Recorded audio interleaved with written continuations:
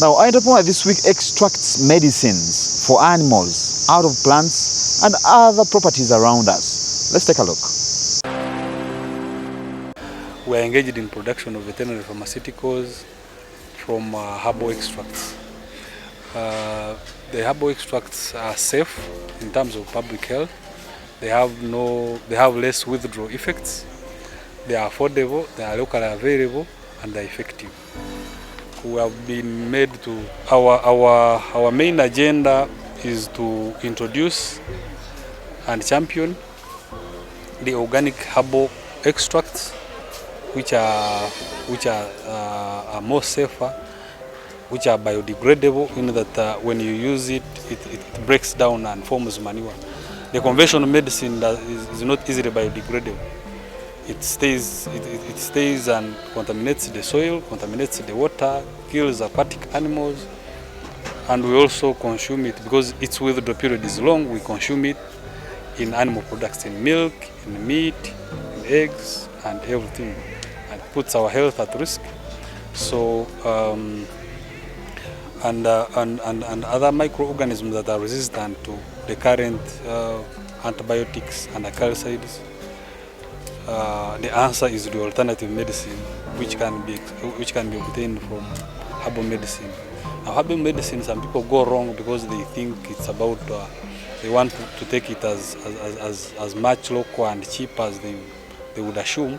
But herbal medicine makes a lot of sense if you test the plants you want to extract raw materials from, in terms of their phytochemistry, the components that are contained in them. Then their safety, the microbiology, the molds, the yeasts, and all that, how safe they are to the consumers. Now that comes to the only alternative being herbal medicine. So if you go through that, you test the microbiology, you test the phytochemistry, you understand the type of phytochemicals you need, then you ascertain that they are safe for human consumption. And then you go ahead with registration. You go to National Drug Authority, register them. You have National Drug Authority have them verified, and they are put on the register of National Drug Authority. Having done that, you can sell it anywhere you wish, and it will be authentic. Our community and some institutions do not consider Ugandans, do not expect Ugandans to hatch out something that is really that can solve a problem. This initiative takes a lot of expense in terms of machinery. The machines are expensive. In terms of maintaining the working capital, because you manufacture drugs of maybe 50 million, take them in the field, you will not come back with the money that very day. They will take them on credit, then you come back and you will have to manufacture more. If you don't have enough equity, you can fail out. Then the issue of testing them is also rigorous, like I told you. It involves lab work, it involves a lot of work that you can do. One product can take you over 1 or 2 years to obtain all the necessary documentation to have it certified. The drug remedies, we have a vitamin supplement, so that is a substitute to people who are using ARVs in poultry.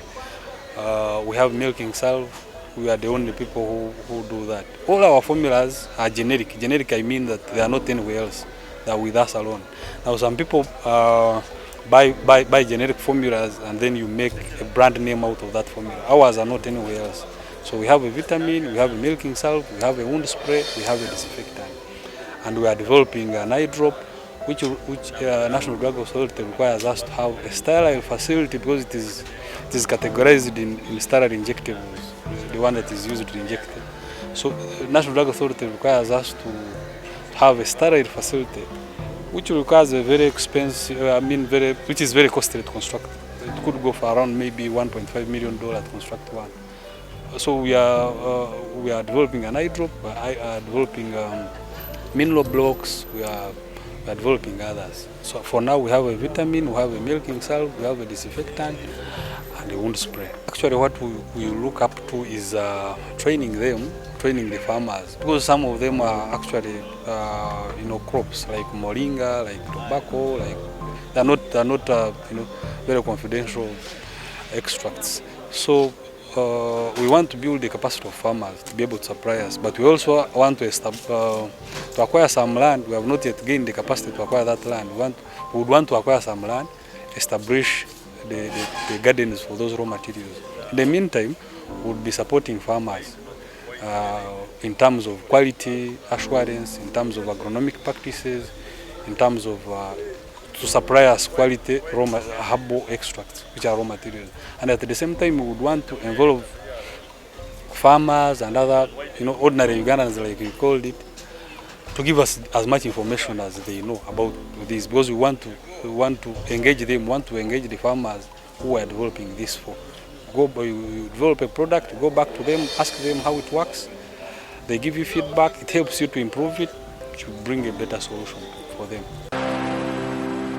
In our How to Make Money segment today, we're looking at why it's important to prepare your children for the future as opposed to building wealth and property with a view that actually they will live a better and comfortable life tomorrow. My call is towards the cause to teach young people about entrepreneurship, work readiness, financial literacy at a young age. So many of us, after we have grown, it might be difficult to inculcate in us a skill. Yet, starting young, starting out when we are still young at the age which they see or consider as the age where young people are able to grasp.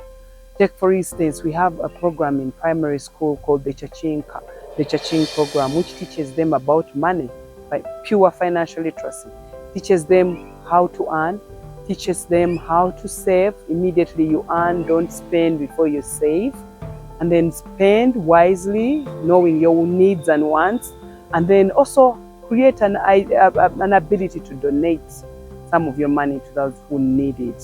So, but how do you do also responsible donating, not just giving away your money?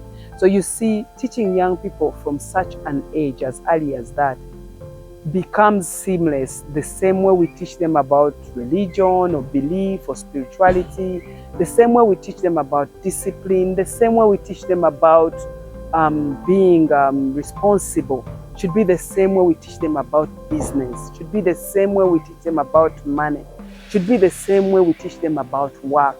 Because at that level, there are ways of how to learn about financial literacy, work readiness, and entrepreneurship.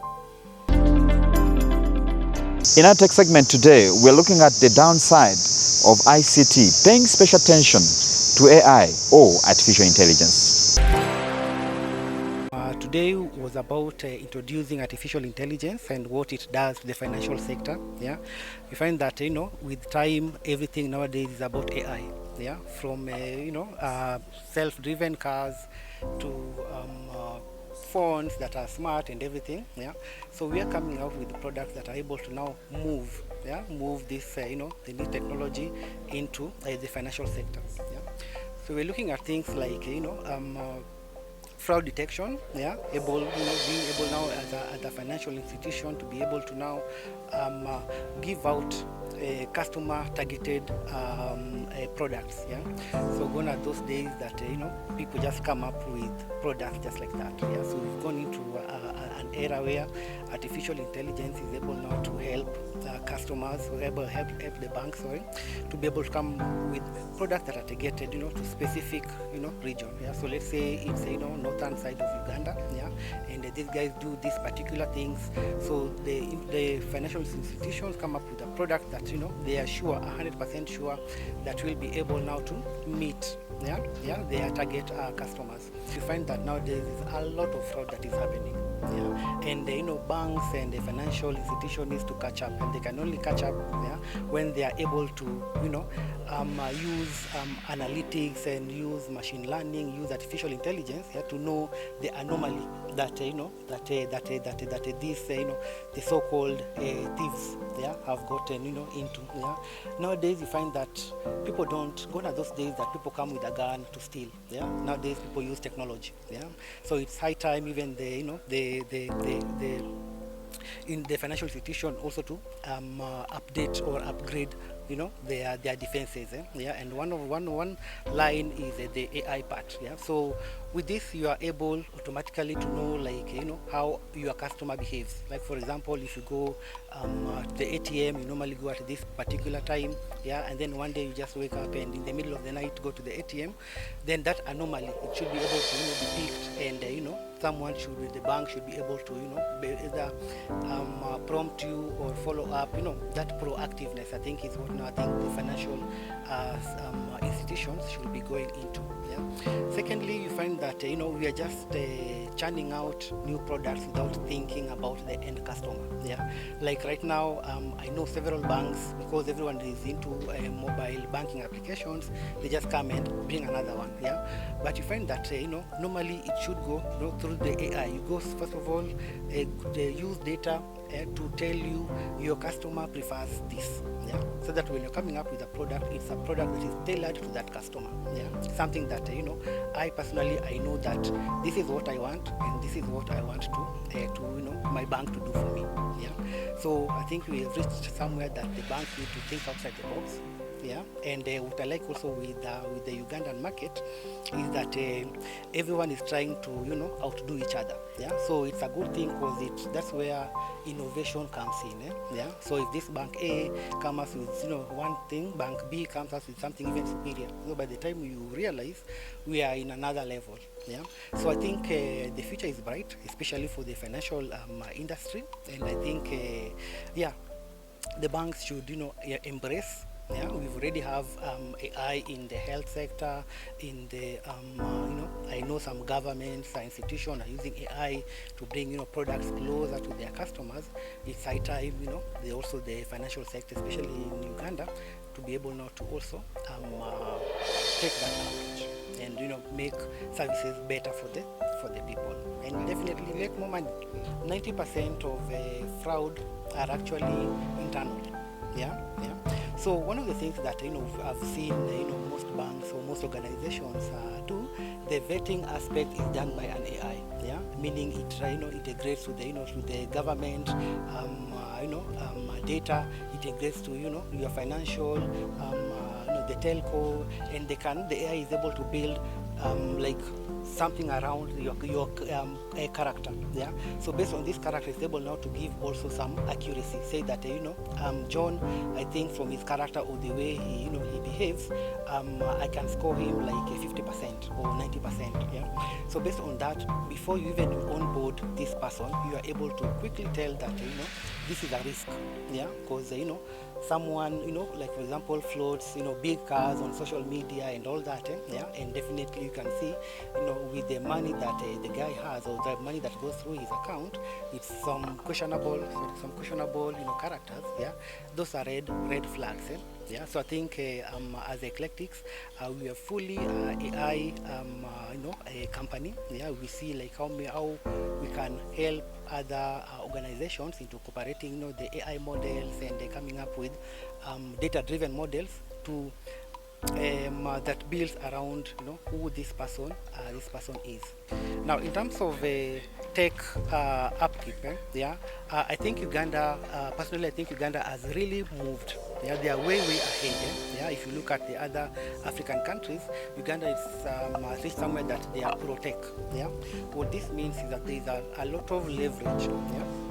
We find that now, for example, with the AI, the young guys can come up with solutions that are able now to sort or come up with items that are able to sort the problems, the daily problems that we are having here and there. Yeah, so my call to the general public, especially the young guys, is to think about the new things.